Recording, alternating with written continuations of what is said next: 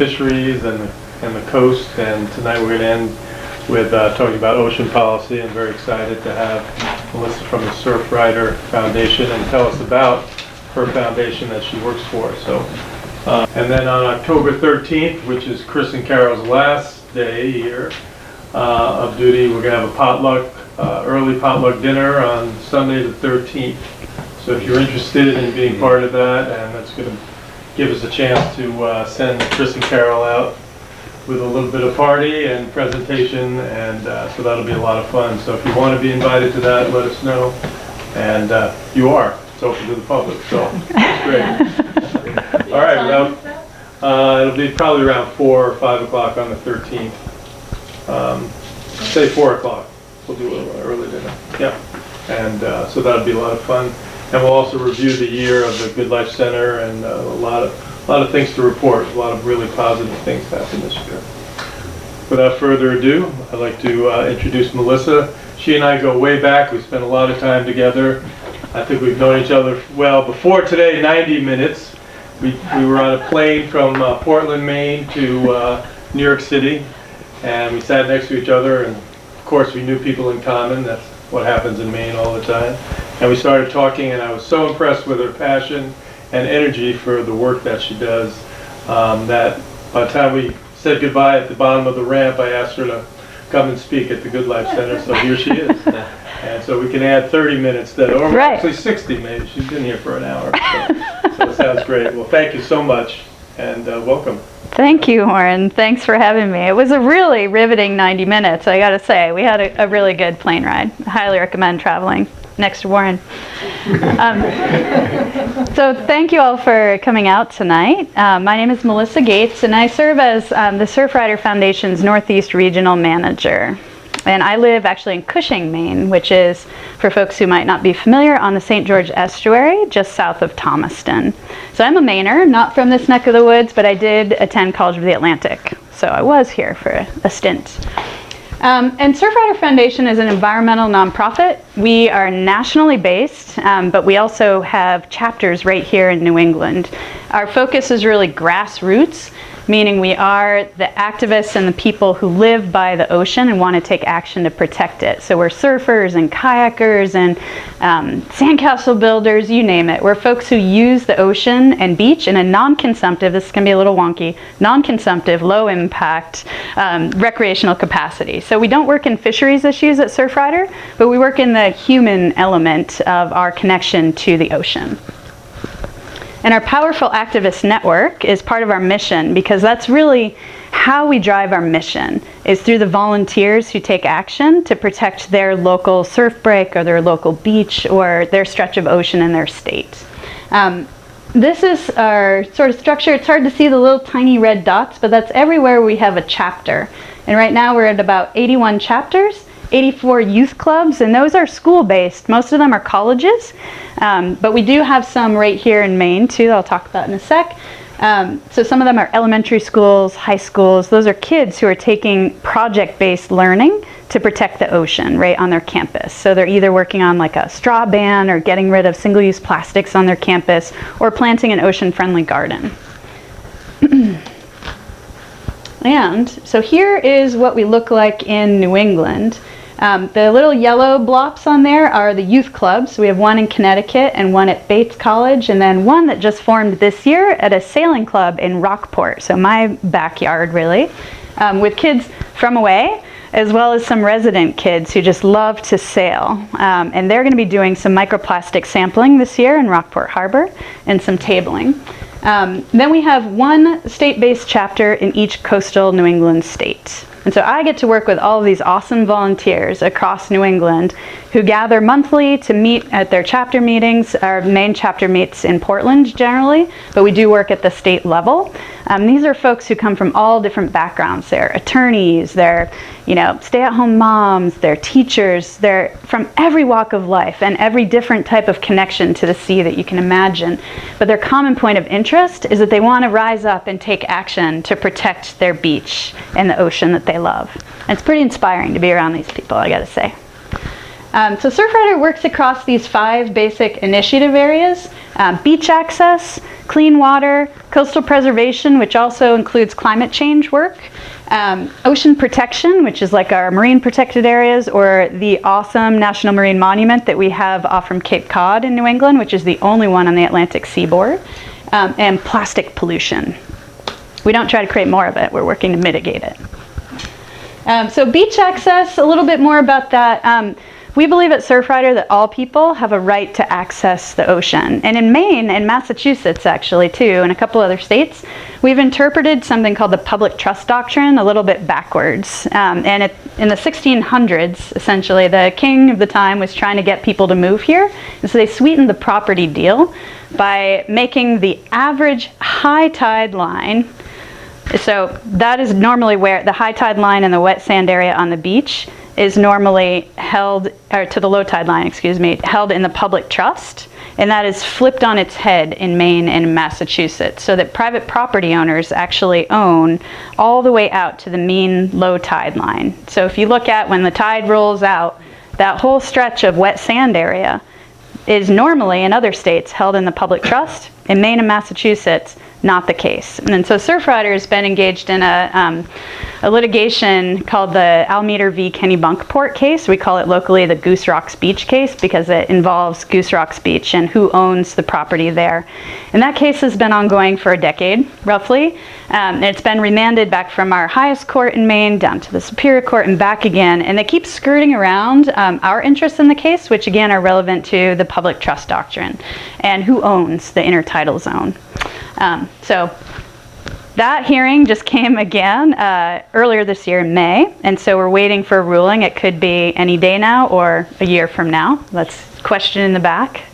Yeah, so when you're talking specifically about beach access, not about fishing, fouling, or navigation, in other words, clamming, those sort of activities, right? So interestingly, I mean, the public trust doctrine actually protects only those activities: fishing, fouling, and navigation. Surfrider was a party in the Eastport McGarvey case in 2011, which expanded a little bit the public's rights of access pursuant to navigation to include scuba as a form of navigation. We weren't able to get surfing included in there, but we're going to try again.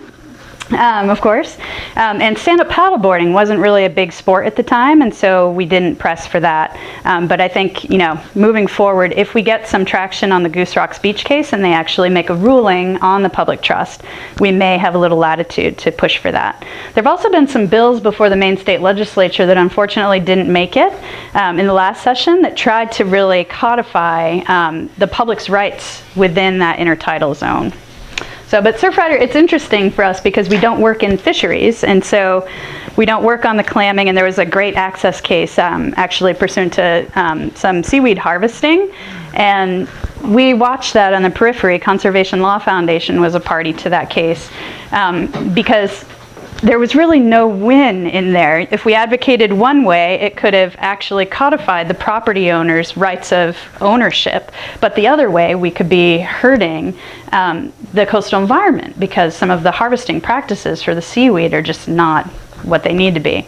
And so we hung back from that because that's not our wheelhouse at Surfrider, and we trusted the folks at CLF to run point on that. So yeah, but beach access, we talk about that as, you know, the public's rights of access, and it should be held in the public trust. Everyone should have access to the ocean and the beaches. Clean water, we primarily work on recreational waters, salty waters, that's our thing, and ocean work. So we're looking at trying to make sure that the quality of water is clean enough for folks not to get sick, and year-round. And that's a big issue for us in New England. We often have state water quality monitoring in the summer when we have all the tourists come and all of our families are out playing in the beach. But then in the winter, often the water quality monitoring stops, and we have people who recreate year-round. Surfers in particular surf year-round here, although that sounds crazy probably, people in the water in 30 below zero temperatures, but I assure you it does happen. And often what we do see are people getting sick, especially in areas where there are issues with aging septics, or folks who live in seasonal homes that aren't really insulated for winter, who divert their septic into the watershed. And so what we try to do at Surfrider is test the water and routinely, so that when we see a problem, we can actually trace it back to the source of the problem, and then we launch a campaign to nip that in the bud so that we can protect the watershed. Coastal preservation and climate change. Maine, our chapter here really hasn't dove too deeply into this work yet, but we did support a couple of really impressive bills before the Maine State Legislature this past year, which I was really heartened to see were tabled because our governor actually had her own plans for a pretty comprehensive climate approach. So we had supported a couple of shoreline management bills, and then one bill that would have allowed municipalities to study looking at vulnerable wastewater treatment plants and other volatile structures on the coastline. But that, again, was tabled pursuant to the governor's really groundbreaking strategy for addressing climate change. This might be a little tough to read in the back, I apologize. Ocean protection kind of encapsulates a bunch of things. And here in New England, these three things are really our focal point. Offshore drilling, as many of you probably saw, the federal administration has proposed to open up a vast amount of our outer continental shelf to offshore drilling, new offshore drilling. The draft proposed program was released last year. We fought that really hard here in Maine and in every coastal New England state. And we're really fortunate that 100% of our congressional delegation opposes new offshore drilling. That's not the case in every coastal state, so we are very lucky. And now we have an executive branch here in Maine that also opposes offshore drilling. And so that's exciting news for us because this is one issue where it's really across the board. Every sector of ocean use, every political party has risen up together to say, we don't want this, it's not good for any of our industries, it's not good for the ocean. And it's been a really good way to galvanize support for real ocean protection, and where oftentimes we do have some bickering on, some of the fisheries issues or some clean water issues. This was one place where we could all rise up together and say, this is just not the way ahead for New England or for Maine. The coral canyons and seamounts is another, that's our National Marine Monument, where we're trying to protect the designation as it currently stands. It's a really important spawning ground, and it's essentially like the Alps underwater. So it's an exciting thing to have in New England. It's the only National Marine Monument on the Atlantic. And so Surfrider's trying to help protect it in its current designation. Regional ocean planning is kind of another wonky policy term, but it was an exciting process to be part of. Surfrider is the only stakeholder at the table talking about recreation from a non-consumptive perspective. That was an executive order by President Obama that came out creating a national ocean policy in 2010. And it was the first time that tribal nations, states, and the federal government all were put together on equal footing to think about management of the ocean and spatial management. Like, how can we fit all these existing uses and then the new uses and increased usage of the coast? How can we make sense of this all? So we helped create this Northeast Regional Ocean Plan. And unfortunately, the current administration did repeal and replace the National Ocean Policy with a different ocean policy that's really more focused on extractive use and national security than on ocean protection. And it doesn't actually codify the tribal participation in the same way that the National Ocean Policy did. But it allows for it, which is exciting. And the Northeast Ocean Data Portal, anyone heard of that before? If you like maps and data like I do, I get really silly with maps and data. I love it. But it's a decision support tool that is online, and you can pull it up. I'll send around the link after. I'll put it up on the screen so you can write it down. But you can layer different data on top of each other. So you can show where whales are migrating and where ships are traveling. And then you can put where people like to hang at the beach, where we kayak. Surfrider did a coastal recreation characterization study that's all in the map, and so you can look at our point data and see how these things kind of intersect. It's just super cool. So the ocean plan that we helped develop essentially has all of our federal agencies and our states in New England and our tribes using the same best available data that is all in that data portal.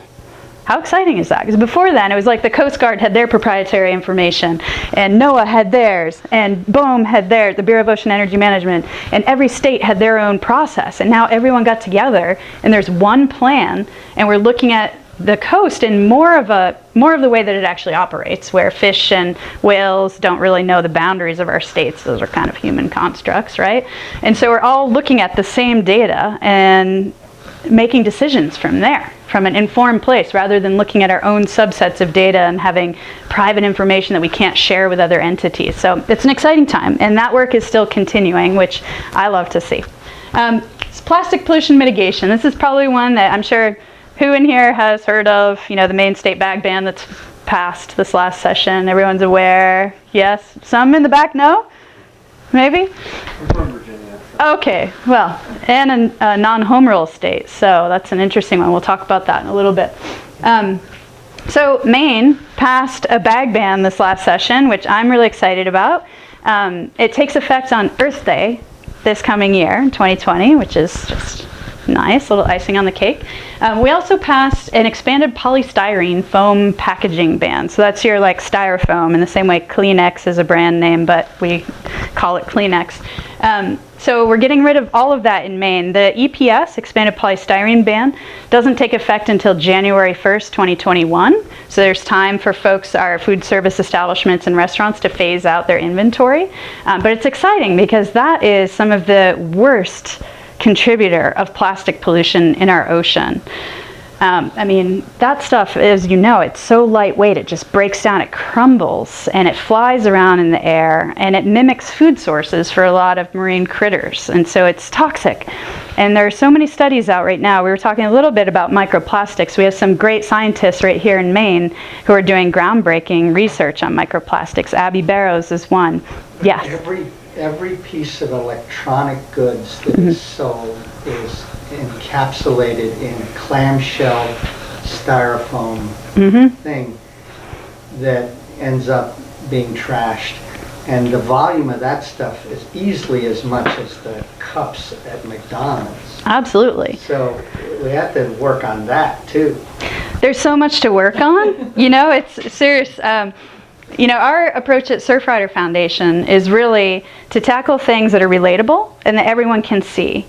Food packaging is something that we can easily have an alternative for. Everyone's aware of it. We see it littering our roadways and our beaches. And it is a significant issue. It's, in the top 10 items found at every beach cleanup across the world. And we know a lot of our, lobster shacks and restaurants in our coast are right on the water, because that's a great way to get folks to come dine. And so if they're using those, it's another awful way for that just to be that much closer to the water. And it's estimated that actually 80% of debris found in the ocean is actually from land. So it's not even about intentional littering. It's about things blowing out of where they would normally be kept into the water. So we have to start somewhere. And this is one area where we really can tackle. And so the next step for Maine, which we'll talk about in a bit, is really this EPR, or Extended Producer Responsibility. And that gets at more of what you're talking about, where the manufacturers of product actually are forced or mandated by law to take accountability for the end of life of packaging that they're using. And we have a great resolve that actually passed this last session, requiring Maine's Department of Environmental Protection to create some form of recommendation to the Environment and Natural Resources Committee. It's due in mid-December, and it can include a bill for them to introduce in our short session, which normally is only for emergent bills or fiscal bills usually, because it's a short session. But the resolve that passed actually exempts them from having to go through all the process of getting permission from the Legislative Council. So we could have a really groundbreaking bill before us in January. And we do have two other bills that were carried over that are EPR, or Extended Producer Responsibility bills, one pursuant to cigarette butts and one for bottles and caps. So exciting stuff on that happening to eventually get us at the packaging. Do you have a question over here? Nope, stretching? Okay. Ocean-friendly restaurants, too, we'll talk about a bit more in that what you can all do to help out section. Our biggest wins, in my opinion in Maine, have been these three. We talked about the access rights that were expanded in 2011 already, and that's where scuba is now considered a form of navigation. So if you are going to scuba, you can traverse over the wet sand area in front of someone's home, whereas prior to, only the allowable activities in the public trust, fishing, fouling, and navigation, would permit you that access. So if you're carrying a shotgun, or you're carrying a fishing rod, or you're a captain of a boat, you have the right to traverse those lands. But otherwise, if you're just trying to watch wildlife, or peacefully sit by the water, or surf, or kayak, you couldn't. So now scuba is included in that, thanks to the lawsuit in 2011 in Eastport.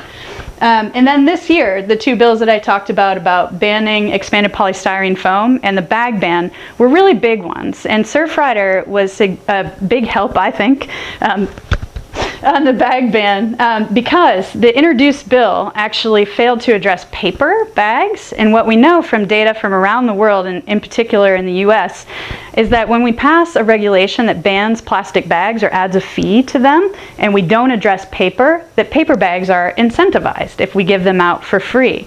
And at the heart of the issue isn't shifting away from plastic to some other single-use item. It's actually shifting the consumer paradigm away from single-use and toward more sustainable reuse. And so to do that, we know that a fee mechanism is needed for paper bags to really incentivize people to use reusable bags. And it also actually helps our retailers, because paper is a lot more expensive than plastic, and it takes a lot more space to store it, and it's heavier, and it's just more awkward. I went to a ShopRite in Connecticut, and the bags are like, or the boxes that have the bags in them are like this deep, and like they're just too long for me to even carry. And there was a guy who had a shopping cart, a regular shopping cart, and he was standing precariously, like on one foot, on a folding metal chair, lifting one of these things into, like down off from a stack into the shopping cart to bring them up to refill at the cash register. And I was like, that's like workman's comp waiting to happen. Like, this is a big problem.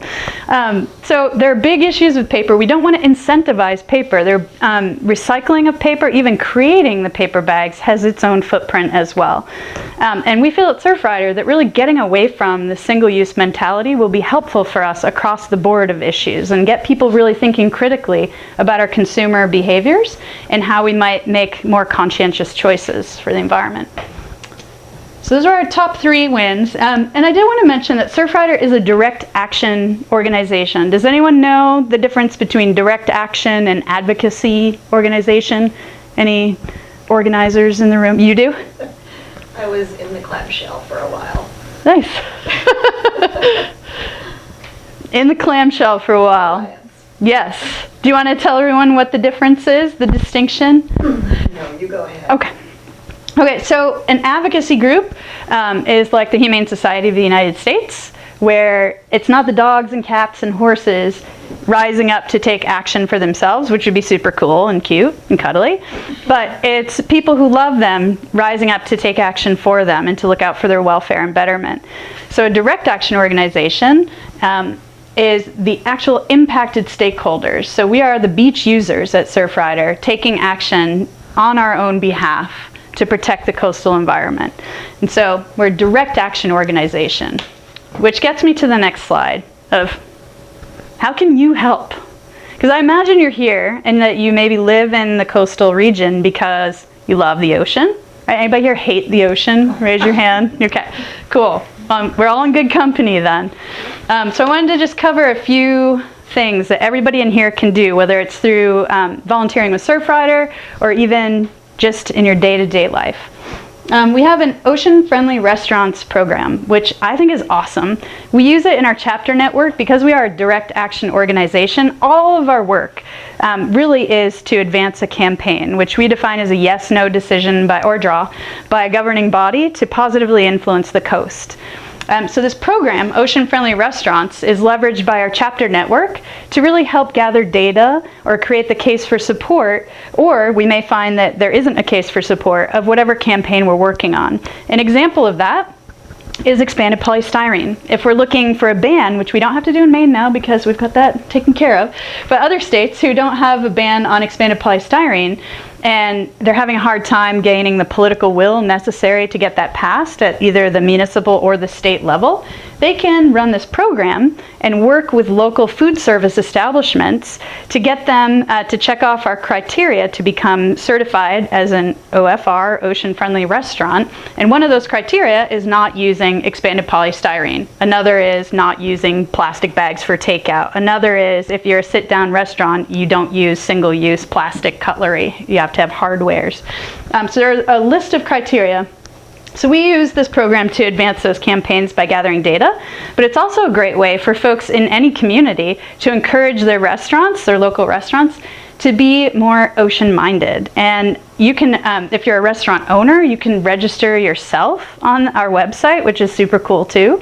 And it's literally just a set of criteria that you need to follow. There are like 5 things you have to do, check the box, and then there's a list of a couple other things like have sustainable seafood, have a vegan or vegetarian option, those kind of things. Make sure that you're recycling in the proper way. And then you can get a window decal that says you're an ocean-friendly restaurant and all kinds of other cool bells and whistles to promote your restaurant to your patrons so that they know you care about the ocean. So it's a cool way if anybody's dining out and you think your restaurant of choice is already hip to some of these ways of protecting the ocean, you might ask them to check it out and let them know that, hey, you can have free marketing and let other people know, put you on our app on the map saying you're an ocean-friendly restaurant, and more people might want to come eat here. So that's one way. Intentional balloon release bans. Oh, the origami flyaway? Yeah, I like the effects. The bird entangled in a balloon, not so much. I don't know if you can see that clearly. We helped with a bill this year that unfortunately failed in the Maine Senate, surprisingly, to make the intentional release of balloons littering, because it's littering, right? And we don't have too many organizations or companies that profit off from the massive balloon releases like they have in some mid-Atlantic states, like New Jersey, down the coast, where they release hundreds and hundreds of balloons. But we do have a lot of schools that are still doing that, whether it's to commemorate a special occasion or someone's life, and some folks who think that it's cool to do at their weddings, we're going to let our dreams fly to the heavens. But we all know that there's no way, right? And those balloons eventually come back down and they wind up often in the water, certainly in the terrestrial environment as well. And they're no good for wildlife. So we helped support this bill and we got it through the House of Maine, but unfortunately it died in the Senate. So a great way that folks can help locally in every Maine town is to try to pass a local ordinance in your town to ban the intentional release of balloons or consider it to be littering. And I've got some great legislation that I can send your way if you're interested in that, some language that you can float by your council. But that would be a great way to help us build support for another statewide approach, because we will try it again. And what we see really works is by getting more and more towns interested in this type of legislation, we can then demonstrate to the state that there is an appetite for this type of work to be done and that it is important to Maine people. So that's another way. How about just controlling access to helium? That's going to be a big issue now. Helium is like a finite resource that we're... Anyway, yeah, so, I just heard that on NPR. Yeah. Yeah. So, I mean, So it might solve itself, is that what you think? If you work to limit access to helium, this other problem goes away. And Maybe. also, I think if you can put something out there that is an alternative, Mm-hmm. like this is the solution, you know what I'm saying? Because people have Like that height. in there. Right. What I mean? Yeah, we do. We had a bunch of different options for alternatives when we submitted testimony. And there are a couple of great nonprofits who work explicitly on balloons. But there's also the Balloon Council, which is a lobbying group out of New Jersey that put a lot of money into a campaign targeting some of our senators. And they essentially said, if you support this bill, we're going to send flyers out that say you hate children and birthday parties. So that was what we were working with. We will see this bill again. And again, a great way to help at the town level is to pass a good bill. There have been some bad ones passed at the town level in Maine in the last couple of years. So ask me. I have my card up here. I can send you good language to really help us nip this problem in the bud. Because They ask the people who sell the balloons to put a warning on them or a yeah. statement on them not to release them, but to hold on to them. Yeah, yeah. Well, and that was part of the bill that failed. What it would have required manufacturers to put a warning about suffocation, about the impacts to the environment, and encouraging people to think about that. And we had one lawmaker who will not be named, but actually asked one of the high school kids who came to support the bill, so if a 4-year-old releases a balloon by accident, are we going to have her arrested? And I thought, oh boy, let me answer that one. But yeah, that's what we're up against sometimes. Name them. You should name the politician. I do in my personal time, but yeah. So plastic straw mitigation is another one that we haven't tackled in Maine yet. I do have a bill that I'm drafting right now for Senator Miramont, who's the chair of our Marine Resources Committee. The bill will come before the Environment Committee because Marine Resources Committee in Maine really deals more with the fisheries stuff. But our Environment Committee deals with all the regulatory environmental bills. So we're gonna try to go for this at the state level, and right now there are a couple of towns working on straw mitigation policies as well. And it's just another relatable way. Straws aren't a huge problem in terms of our total waste issue, but people understand them. People know that most people don't need a straw to drink. There are exceptions to that. We do account for that in policy because our intent isn't to, for example, make persons who identify as living with disability have more issues than are already inherent in living with disability. So we don't want to further disenfranchise anyone. And our model at Surfrider really is inclusive, and we focus a lot on diversity, equity, and inclusion, and bringing all potentially affected stakeholders together to arrive at policy solutions that really work for that community. And so we're doing that in Portland right now. And there are a couple other towns. Falmouth has this delicious video that I highly recommend everyone watch if you like children and environmentalism, which you probably like environmentalism, you're here. But 5th grade students presenting before the Falmouth Council about how they banned plastic straws on their campus. And it's wonderful and heartwarming. So it's up on the Surfrider Foundation main chapter page if you want to check it. And another thing to note on the straw mitigation, Surfrider really does advocate for the ban structure primarily because that is how we will actually mitigate this pollution problem, not by straws on request, which does work, but it's about a 32% threshold of efficacy, whereas a ban on plastic straws gets rid of plastic straws. And we have to be very careful about a lot of the straws that are coming out now made of bioplastic, because again, once those hit the marine environment, they act exactly as fossil fuel derived plastics do, and they photodegrade and they break down into smaller and smaller pieces. They don't ever biodegrade, and they need a precise environment in which to break down in a terrestrial setting. They need enough oxygen and light to actually degrade. So if they're thrown away or incinerated, then that creates a whole other host of issue and they don't degrade. You had a question? No, I At didn't the end? want to interrupt you. Okay. So I'd rather wait till you're... All right. So we make exemptions in the policies that we write, stating that the alternative straws on demand must be made from natural products. So bamboo, wood, steel. So this is another great one that you can work on locally if there's interest. A lot of our beaches are already smoke-free. Some of them are non-binding smoke-free, so you can smoke, but you get a stink eye from everybody else on the beach, and there's usually a sign saying, please don't smoke on our beaches. There are a number of reasons for that, right? A lot of people find cigarette smoke offensive. Secondhand smoke is known to cause cancer, a bunch of issues like that. But also, cigarette butts are one of the leading causes of pollution, or one of the leading things we find littered at the beach. And we were talking about this a little before this presentation started, that filters are really kind of gross, right? They contain plastic particulates often. There are some filters that are 100% organic and cotton, but still when you're inhaling nicotine through them, they become a carcinogenic little tunnel. And that doesn't really belong anywhere, especially in the marine environment. So when we work on smoke-free beaches resolutions or bills to try to ban smoking at the beach or make it a highly suggested option not to smoke, we also couple that with a program, Hold On To Your Butts, where we put a canister next to the beach entryway so that folks know that you know, it's cool that you're not going to smoke on the beach, but you also shouldn't litter your butt at the entryway, because those often find their way right down to the water, either through wind or through storm surge.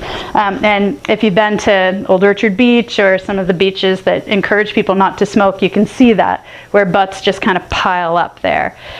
So we highly encourage folks, if you're going to work on this locally, to really do it with the ash can in place. There are a couple other programs too. The Butler is another one where folks can put their butts somewhere safe, so they're not going to start a fire and not be littered into the environment, because they're just no good for the environment.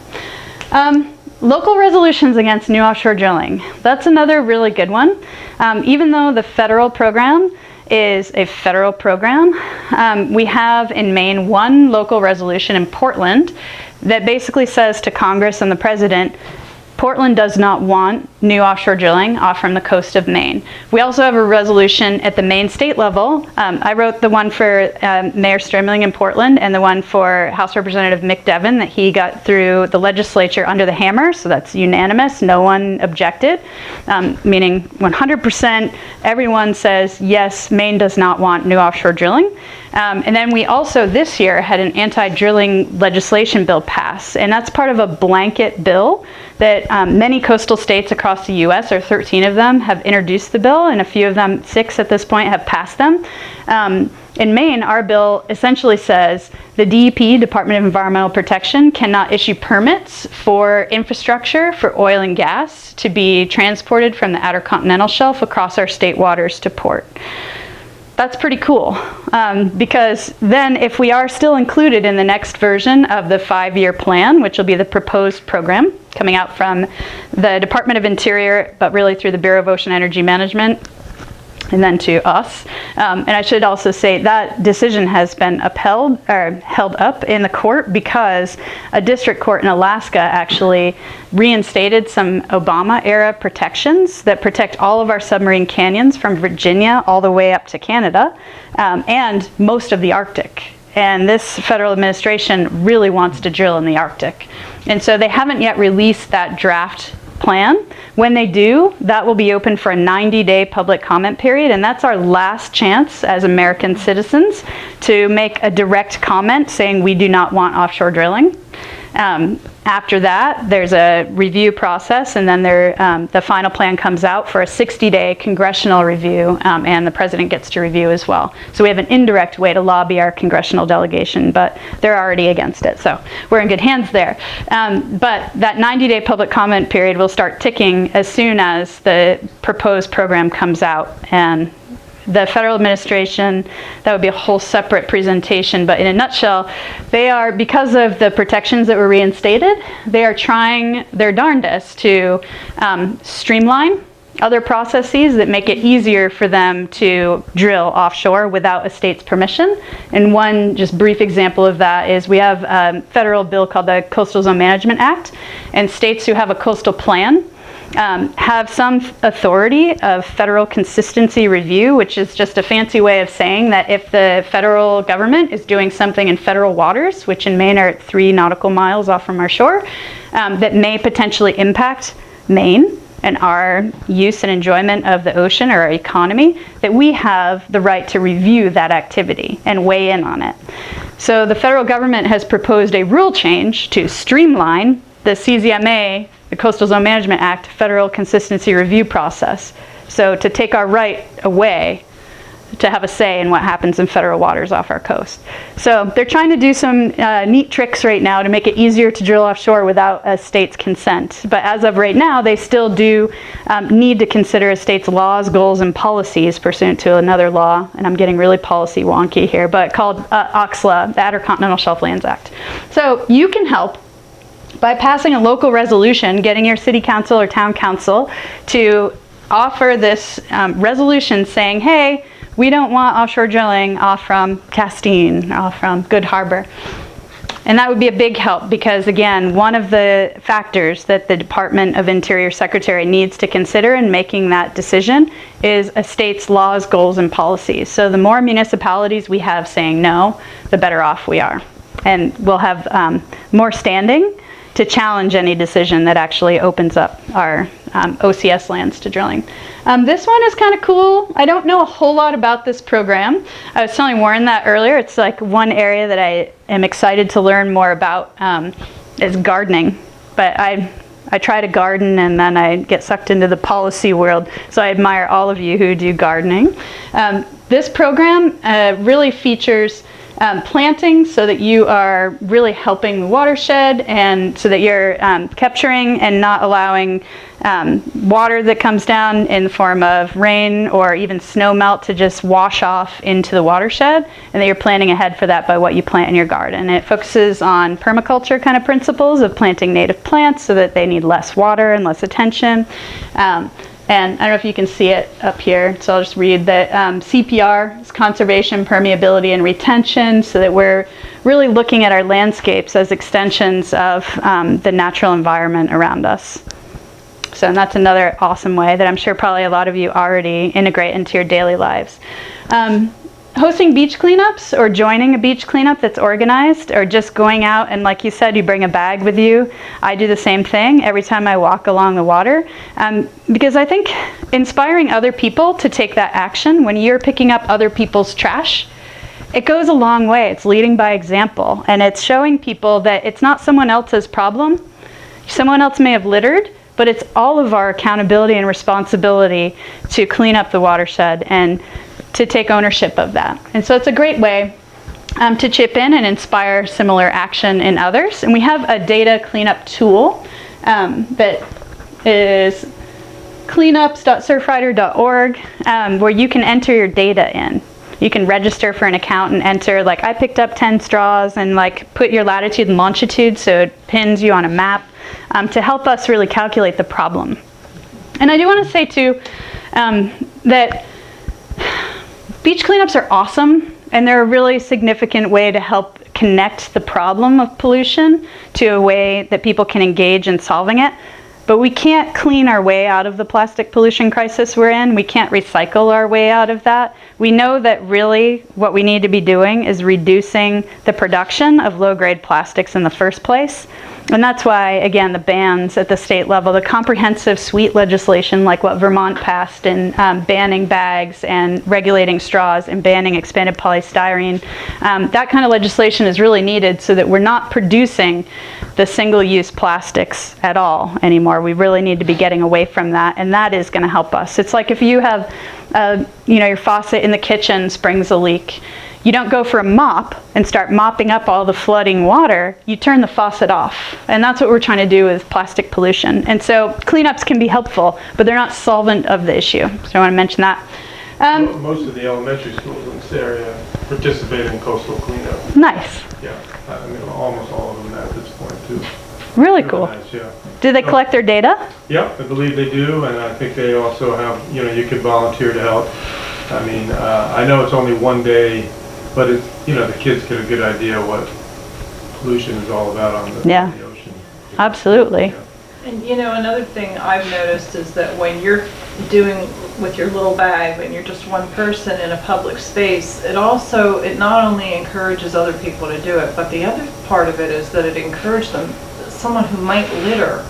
It raises the bar to a certain level that it becomes psychologically like, they might not pick up a bag and clean up, but they're much less likely to actually litter. Right. And I think that just seeing that as the new normal, then people might go a step below that and say, well, I don't really want to do that, but I'm going to pick up my stuff when I leave the beach today, or whatever it is. Good point. Absolutely. Encouraging people into good behavior. I like it. What's acceptable, what's socially acceptable, and what isn't, Right. I also want to say about beach cleanups, the biggest beach cleanup in the world is happening. It's called International Coastal Cleanup Day. Happens every year. Ocean Conservancy really leads the charge on that one, and this year it's on September 21st. So if you want to organize a beach cleanup, that's a great day to do it. The Surfrider Foundation Maine chapter will be down in York on that day. Grain Surfboards is a really cool manufacturer of wooden surfboards, and they're very eco-minded. And they have a big event called Surf Re-Evolution that is on International Coastal Cleanup Day. And so we'll be there running a cleanup, and Grain will bring out their new fleet of wooden surfboards for folks to surf on. And there's a board swap and a speaker series with people talking about all kinds of issues, from making more eco-friendly wetsuits to trying to change the inner foam of boards to coastal processes, you name it. It's a cool event if you like to surf or want to learn more about it. If not, and you won't be down in New York area, hosting your own cleanup and registering it for International Coastal Cleanup Day is an awesome way to really feel part of this international movement, because I think folks in this room are really hip to the idea that we really have one ocean, right? And we live in one planet, and we're all connected. And the ocean doesn't know the boundaries that we identify as from our states and from our nations, and it is all connected. And the pollution that's going into the water in Indonesia is affecting us here, and vice versa. And so International Coastal Cleanup Day is a really good reminder of the interconnectivity of it all, and how we can all really rise up together to solve any crisis, whether it's climate change, hopefully. We're all doing our part there, or trying to get plastic out of the ocean. There have been studies that say that by 2050, if we do nothing to curb our plastic consumption, that there will be more weight of plastic in the ocean than fish. I mean, you have to take a minute for that to sink in. I mean, that's a lot. And even studies conducted by scientists here in Maine are showing microplastics in everything from human feces to our water bottles, to every sample of fish taken from fresh and salty water. So it really is a significant issue that we're grappling with. Anyway, on to positive things. Don't want to leave on a sour note of the earth is dying, because we are all here to make a positive impact, and we can still take action to turn things around. And again, I'm probably preaching to the choir here, but of course some things that everyone can do every single day. Fix your leaky faucet so we're conserving water. That's a huge portion of water gets lost that way. Bring your own reusable to-go-wares. If you're going out to eat, you can bring containers to take your leftovers home. Mugs, napkins, pick up trash you find. And I'm sure you guys have some more ideas. What are some other ideas? What else can everybody here do to be more ocean friendly? No? Oh, it's a tough, it's late. Not fly. As much, Mm-hmm. maybe one time a year or less. I found collapsible drinking straws that are bamboo made, that you carry them with you. Cool. If you go to get a drink or something, you open it up, kind of like your own personal pool cue, yeah. Nice. It's a straw. When you're done with it, you put it back in the container. Cool. James Bond style. Yeah. I dig it.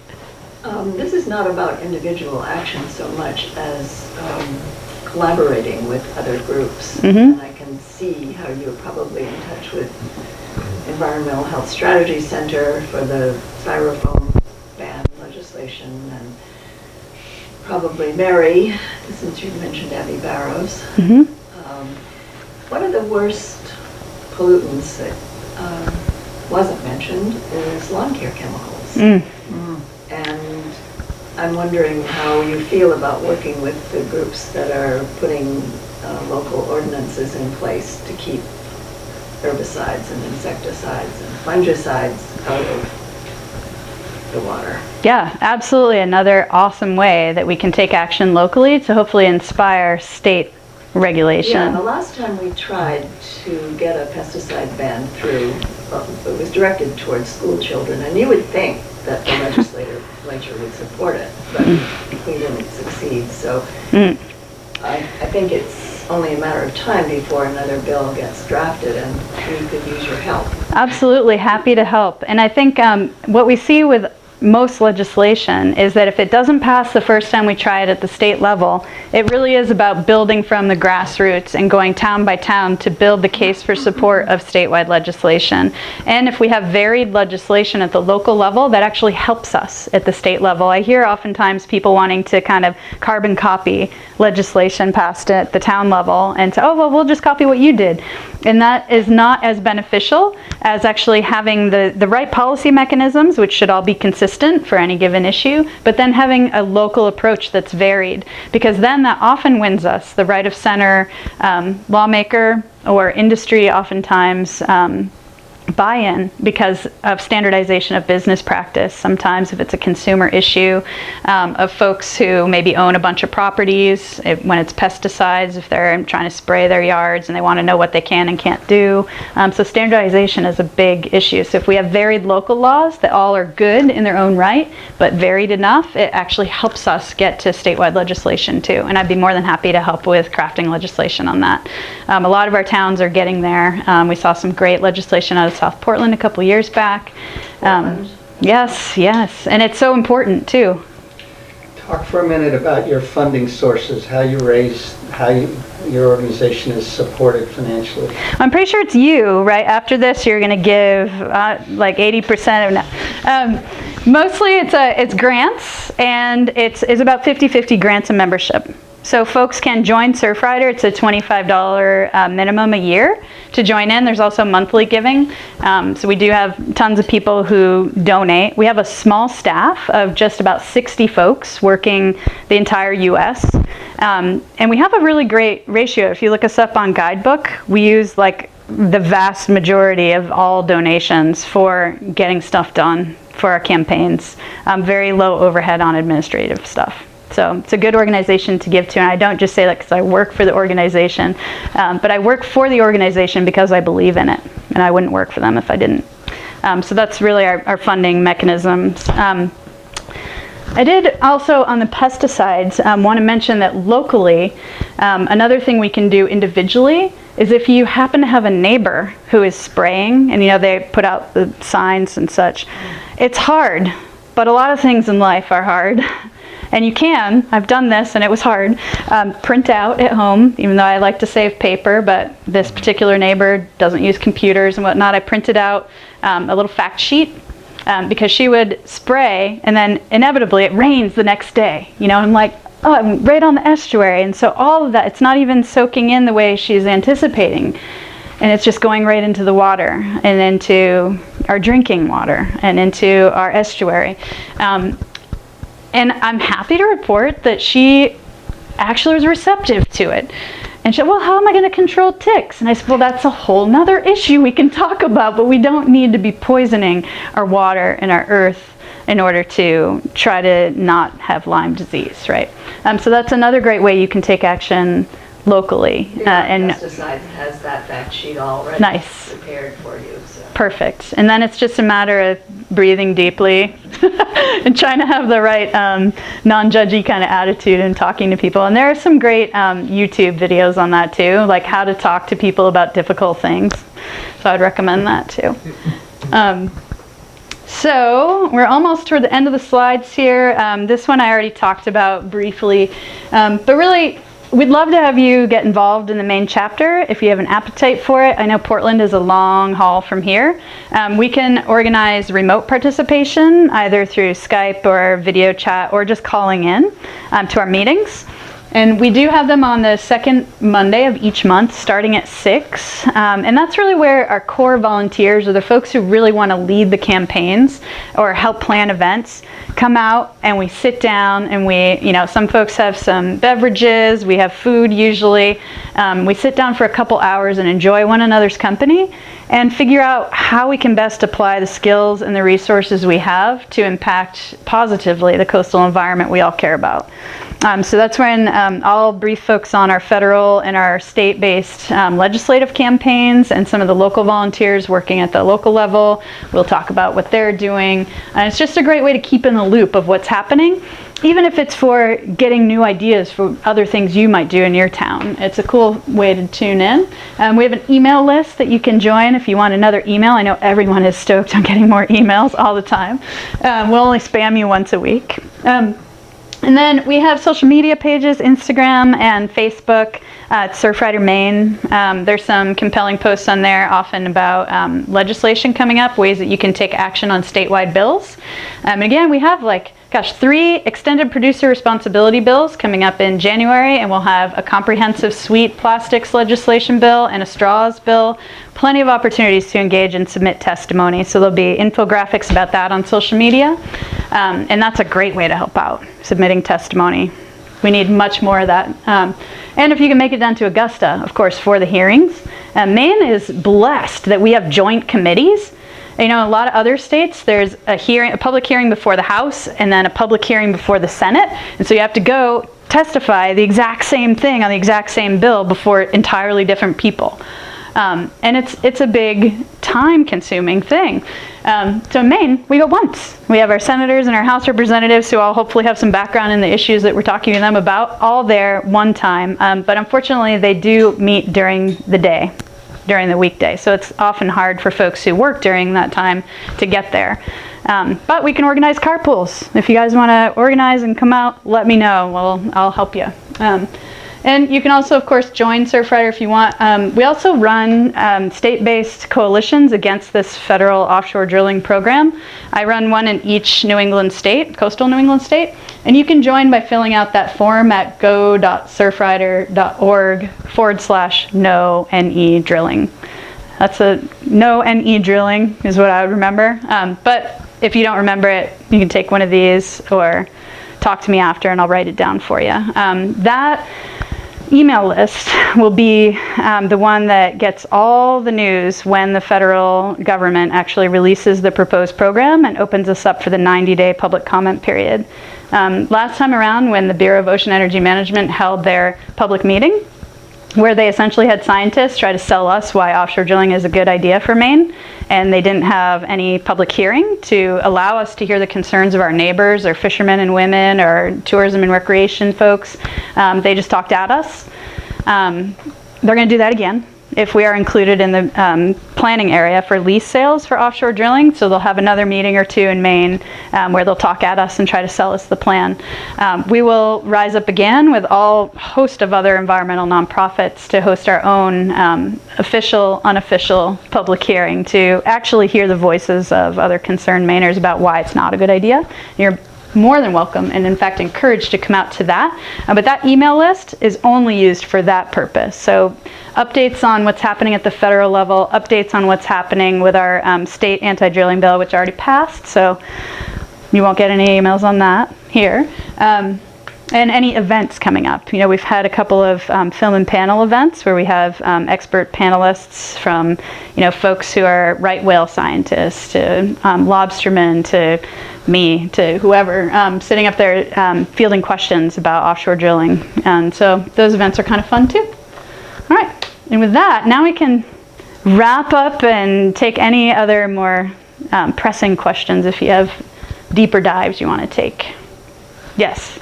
Well, first of all, thank you for coming. Absolutely. It was very informative and very helpful. Oh, thank you. One thing that I'm really excited about after hearing you is that, you know, I've worked in different nonprofits, not just environmental, but all kinds of different nonprofits over the years. And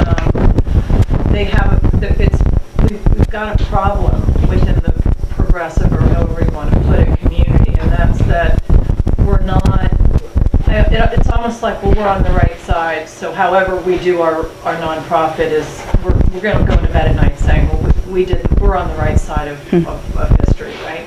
But that's not enough now. You know, right. Being right, it doesn't matter, you know, especially now. And so what I really appreciated about what you shared is this understanding that your organization has of the grassroots and local level, you know, work, the state level and the national level, and with a clear plan of how that growth is going to happen. And that is something that I don't see enough of in so many different kinds of nonprofits, and we are falling behind, you know. So it's wonderful to hear you address that in a way that's very comprehensive. And so that's what's going to move things forward, because each piece is really fundamental to the success of any kind of movement. So that's the first thing I really appreciate here. Thank you. I have two questions. One, when you talk about the ocean-friendly restaurant program, what if you approached a restaurant and told them about this, what in a short, elevator pitch, what do they have to do? I know that they have to not have styrofoam, blah, blah, blah, blah, blah, but who certifies that they don't? Do they just fill something out and say, oh, this all is me, so can I get a sticker for my window, or do you send someone out? Or There's a process, and I would encourage you, if you would like to volunteer to help get some restaurants certified, to email me and I can send you a starter kit, which is basically like a one-pager that says, hey, here's how you approach the restaurant, and there's a letter, a leave behind, which for Maine we've tailored to be really pursuant to the straw bill that's coming out in January, because one of the benefits to restaurants or food service establishments becoming an OFR is that they get access to significant discounts on alternative product single-use straws that we ask them to only offer on demand. So bamboo straws, they get like 30 to 50% off on the inventory.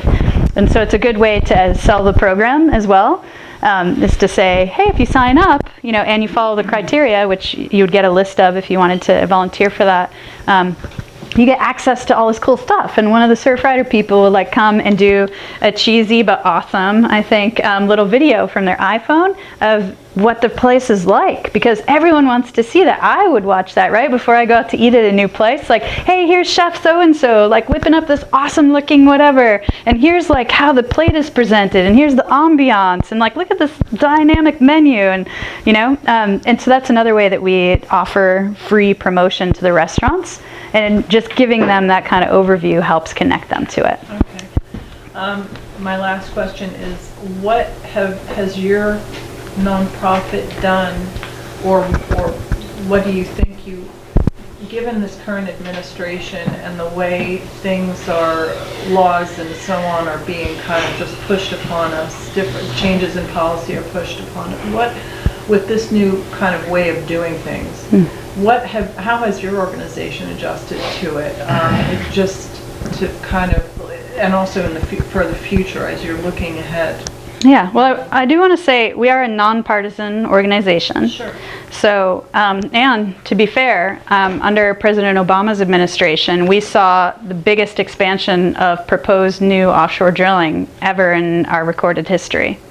And we had to fight that as well. So it really isn't a partisan issue, ocean policy. It affects both sides negatively and positively. But given the current climate of our federal administration, where there are more than normal attacks on the environment, our mindset has really been try to be more proactive than reactive, because I think there's a tendency right now to just pivot between each tweet that comes out and take action from there. But not being strategic at this time, I think, is a big misstep.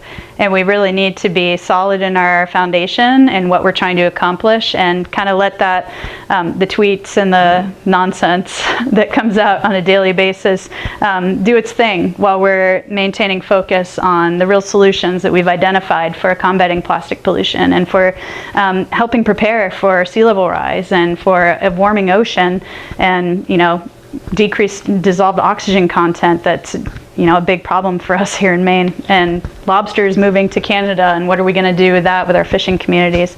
So we're trying to stay focused on real world issues and to let the distractions of the day stay on the periphery. And I did want to mention one other thing pursuant to your first question that I didn't really talk about today, or your statement rather, not question, is that environmental justice. Are people familiar with the idea of environmental justice? That's another big beat that I personally feel is the way forward for the environmental community, whether our issue is a terrestrial land-based issue, or if we're focused on the ocean or freshwater, that really adding capacity to one another's efforts and coming together, as you were saying too, rising up together with a unified voice of we live on one planet, we are here protecting one another, is what we need to be doing. And that's why I really dig, if you haven't read it, I highly recommend reading the Green New Deal, which was a resolution presented at the federal level. It's 14 pages, and it's not legally complex. It's really an idea that couches every human problem imaginable, from equality issues to equal pay to, you name it, our education, our healthcare, everything under climate change, and suggests that the way that we solve everything really is to get ahead of climate change, because if we don't, you know, it's not looking very bright for us if we don't take some pretty immediate action there. So I'd highly recommend, if you haven't heard of the environmental justice movement, to Google it after, you know, your free time. Look that up. But it's a big focus for Surfrider, for sure. Let's see, you want to go first? I was wondering, is the Surfrider Foundation a member of the Maine Environmental Priorities Coalition? I just had a conversation about that earlier today. Not yet, and it's been tricky. This past session, there were a lot of coastal related bills that the EPC focused on, but because we don't work on land-based issues, it's a little tricky for us to engage, because really the EPC is all about adding capacity, and where we all the environmental groups rise up together to add capacity and focus on a set of bills. So I had asked to join, but they were in the end of the planning session because they were focusing on offshore drilling and plastic pollution. I thought, cool, I can add capacity here and help out. But they're in the end of the strategic planning session, and then it was like, well, we're also going to focus on the CMP corridor and like other big B issues that Surfrider doesn't engage on. And so it's kind of like, we're not yet, maybe we will, but there's certainly connectivity. Yeah, I mean, it's there's a certain window where you join for the next legislative session.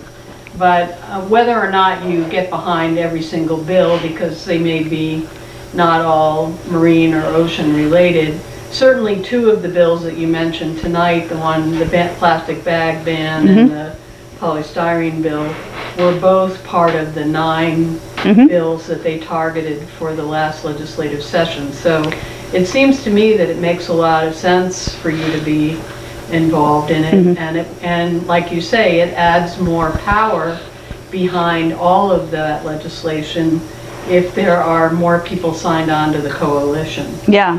And I've been working with a statewide advocacy group on with our climate justice, climate change justice group. But and we're becoming members. We haven't been previously, but the other thing I wanted to mention, because you brought up testimony, is that it is possible to submit online testimony. You don't have to go to Augusta. If you can't make it to Augusta, you can submit it online, as long as it's, you know, time to when the bill hearing is. They just came out this past session with an online form that was having some glitches, but mostly worked. But we've always been able to submit by email. The most compelling testimony is absolutely in person, because we can't guarantee that every legislator is reading every bit of written testimony, but it's certainly a numbers game too. If they get 500 letters of testimony in opposition, they're cataloging that and saying, you know, oh yeah, we have 500 pro, 2 against, whatever.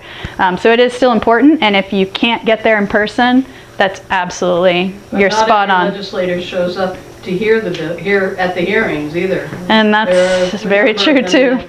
And there's some who are on 2 committees and testifying on their bills before other committees at the same time of the hearing. It's kind of a circus sometimes.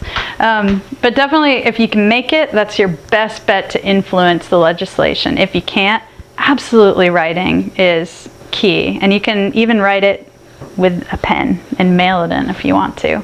But email or that online form, I think they're planning to move only to the online form in the future rather than emailing the committee clerk. I mean, if you do show up in person, you have to bring copies for every member of the committee too. You don't have to, but it's widely encouraged. So usually about 21 copies is good, because folks in the crowd would like to see what you're posting too. And it is online afterward too, so you can read about what other people have said.